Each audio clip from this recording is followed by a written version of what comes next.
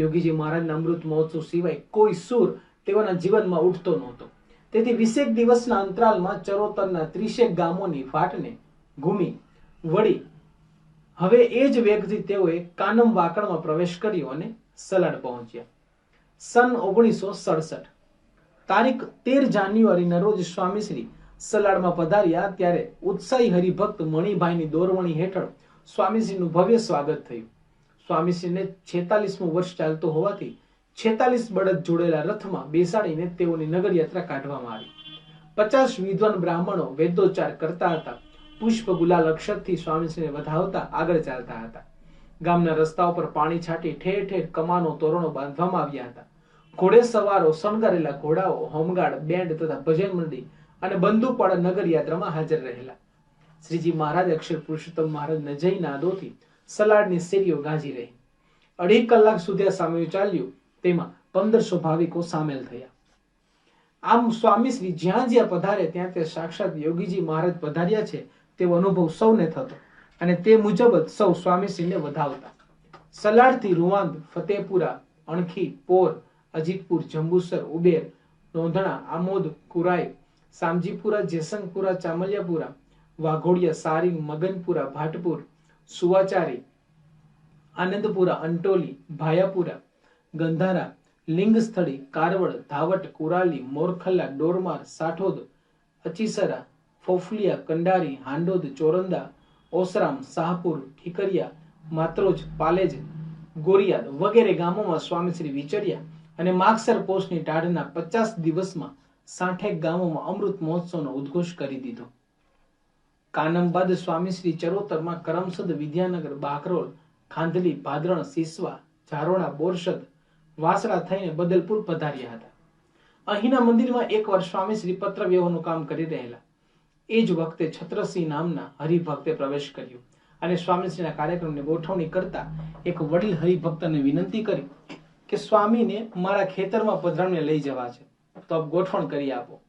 આ સાંભળી પેલા આયોજક સહેજ અકળાઈ ગયા અને છણકો કર્યો કે તમને શિક્ષક થઈને હું કહેતા શરમ નથી આવતી? આમાં સંતને ખેતરમાં લઈ જવાની વાત કરો છો?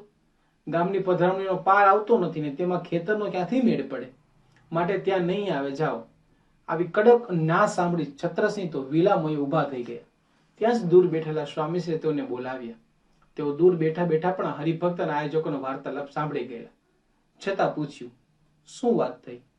કંઈ નહીં, પણ સરવા નરવા કાનના સ્વામીશ્રીએ કહ્યું, મેં વાત સાંભળી છે, તમે ખેતરે જાઓ, હું આવું છું.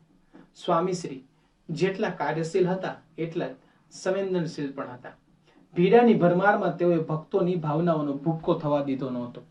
જ્યાં સમગ્ર ઉર્મી તંત્ર શૂન્યતામાં સરી પડ્યું હોય તેવા સમરાગણમાં પણ કૃષ્ણ ટીટોળીના બચ્ચા સાચવેલા. એવું જ કૃષ્ણત્વ સ્વામીશ્રીમાં હતું.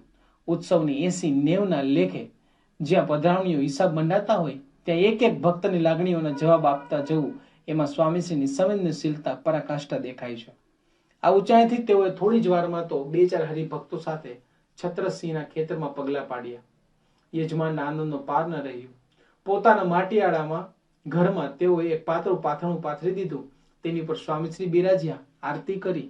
હરિભક્તનો સંકલ્પ હતો કે સ્વામીશ્રી પધારે તો અમૃત મહોત્સવ નિમિત્તે 25 રૂપિયા અને 76 પૈસાની સેવા કરવી. સ્વામીશ્રીએ સંકલ્પ પૂરો કરતા તેઓએ ઠાકોરજીને સેવા પણ લખાવી. આમ એક ભક્તનો ભાવ પૂરો કરીને સ્વામીશ્રી નીચા વળી એક ખોડામાંથી બહાર પધાર્યા. પણ તેઓની વાત અહીં ક્યાં અટકે છે? જેમ પૈસો પૈસાને ખેંચે તેમ પધરામણી પણ પધરામણીને ખેંચે. ખેતરની આ પધરામણી આગળ તો પધરામણી પરંપરા ખડકી દીધી. સવારે 9 વાગ્યાથી ખેતરોમાં શરૂ થયેલી આ પધરામણીઓ સાંજે 4 વાગ્યા સુધી ચાલી. બદલપુરથી શરૂ થયેલી આ પધરામણીઓ ધુવારણની સીમમાં પૂરી થઈ ત્યાં સ્વામીશ્રી પહેલી પધરામણીના સ્થળથી 10 કિલોમીટર દૂર પહોંચી ગયેલા. જેઓના પગલે પગલે ચાલવાની હિંમત સ્વપ્નમાં પણ ન થાય એવી વિકટ વાડોના ખેડનારા સ્વામીશ્રી હતા. બદલપુરથી તેઓનું વિચરણ આગળ ચાલ્યું.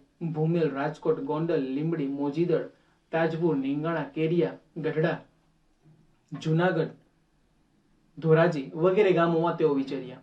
આમ કુલ 3 મહિનામાં 100 થી વધારે ગામો તેઓ ઘૂમી વળ્યા.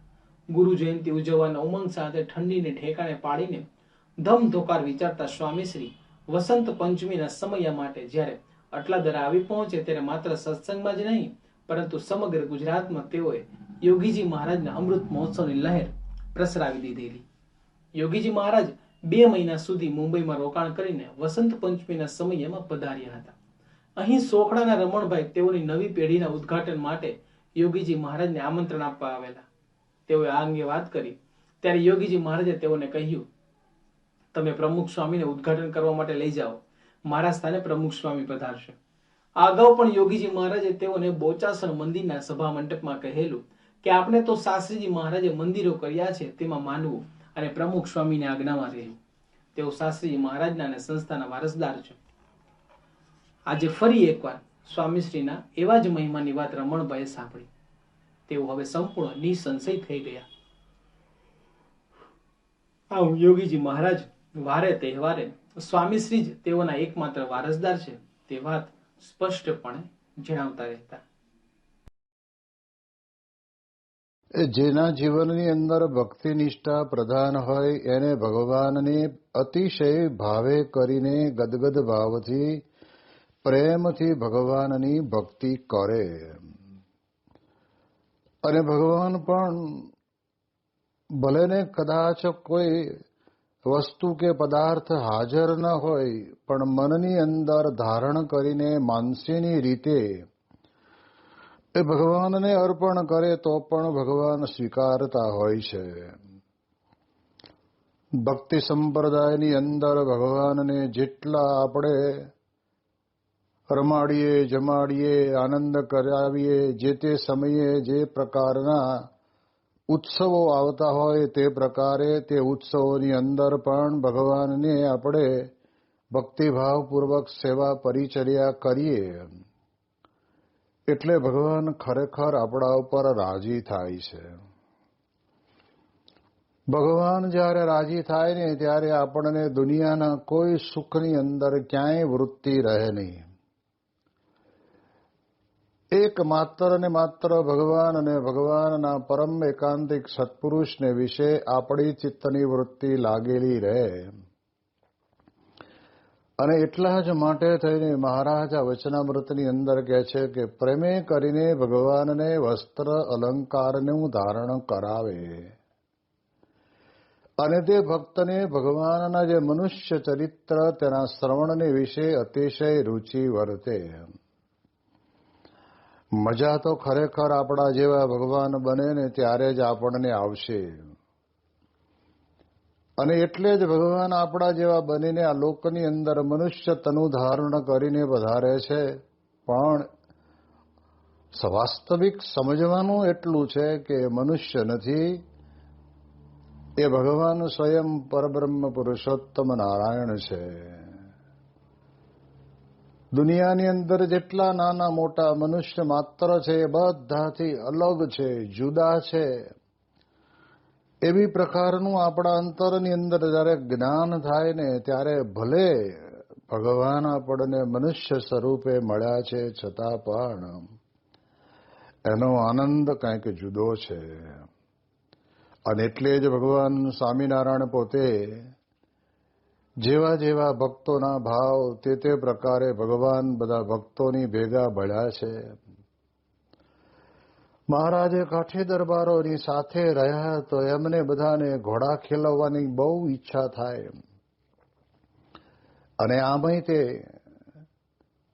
જ્યારે કોઈ પણ પ્રકારની રેસ કહેતા કે દોડવાનું હોય, દોડવાની રેસો હોય, ચાલવાની રેસો હોય, એમ ઘોડા ઉપર બેસીને કોનું ઘોડું વહેલું નીકળી જાય છે અને કોણ પાછળ રહી જાય છે એવી પ્રકારનો લૌકિક આનંદ લોકો લેતા હોય છે. પણ ભગવાનની સાથે જ્યારે એ પ્રકારનો આનંદ લેવાનો પ્રયત્ન કરે ત્યારે આધ્યાત્મિક આનંદ આવે છે. ત્યાં મન સ્થિર થઈ જાય છે. ભગવાનની મૂર્તિને વિશે એ પ્રકારે કહેવાય છે કે મન લાગી જાય છે. જેમ આપણે મહાભારતનો પ્રસંગ જોઈએ છીએ કે દાદા ભીષ્મ પોતે કેવા વચન સિદ્ધ પુરુષ હતા, કહેતા કે વચનબદ્ધ પુરુષ હતા.